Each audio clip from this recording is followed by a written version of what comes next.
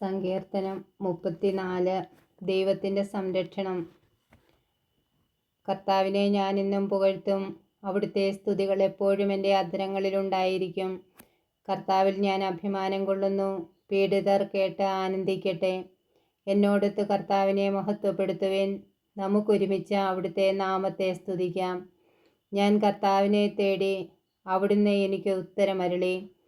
സർവഭയങ്ങളിൽ നിന്ന് അവിടുന്ന് എന്നെ മോചിപ്പിച്ചു.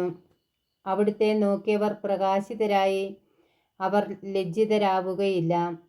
ഈ എളിയവൻ നിലവിളിച്ചു, കർത്താവ് കേട്ടു. എല്ലാ കഷ്ടതകളിൽ നിന്ന് അവനെ രക്ഷിക്കുകയും ചെയ്തു. കർത്താവിൻ്റെ ദൂതൻ ദൈവഭക്തരുടെ ചുറ്റും പാളയമടിച്ച് അവരെ രക്ഷിക്കുന്നു. കർത്താവ് എത്ര നല്ലവനെന്ന് രുചിച്ചറിയുവിൻ. അവിടുത്തെ ആശ്രയിക്കുന്നവൻ ഭാഗ്യവാൻ. കർത്താവിൻ്റെ വിശുദ്ധരെ അവിടുത്തെ ഭയപ്പെടുവിൻ. അവിടുത്തെ ഭയപ്പെടുന്നവർക്ക് ഒന്നിനും കുറവുണ്ടാവുകയില്ല. സിംഹക്കുട്ടികൾ ഇരകിട്ടാതെ വിശന്നു വലഞ്ഞേക്കാം.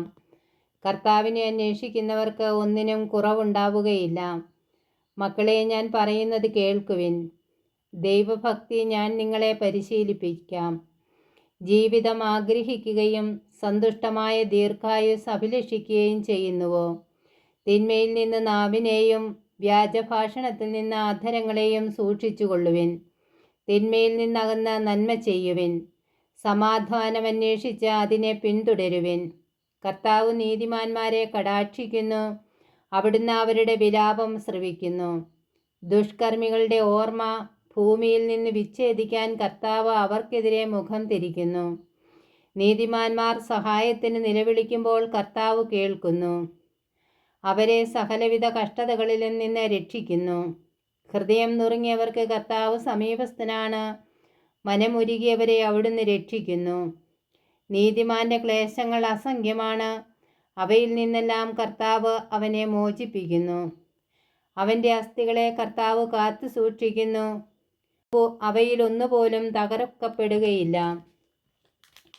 തിന്മ ദുഷ്ടരെ സംഹരിക്കും. നീതിമാന്മാരെ ദ്വേഷിക്കുന്നവർക്ക് ശിക്ഷാവിധിയുണ്ടാകും. കർത്താവ് തൻ്റെ ദാസരുടെ ജീവനെ രക്ഷിക്കുന്നു. അവിടുത്തെ ശരണം പ്രാപിക്കുന്നവർ ശിക്ഷയ്ക്ക് വിധിക്കപ്പെടുകയില്ല.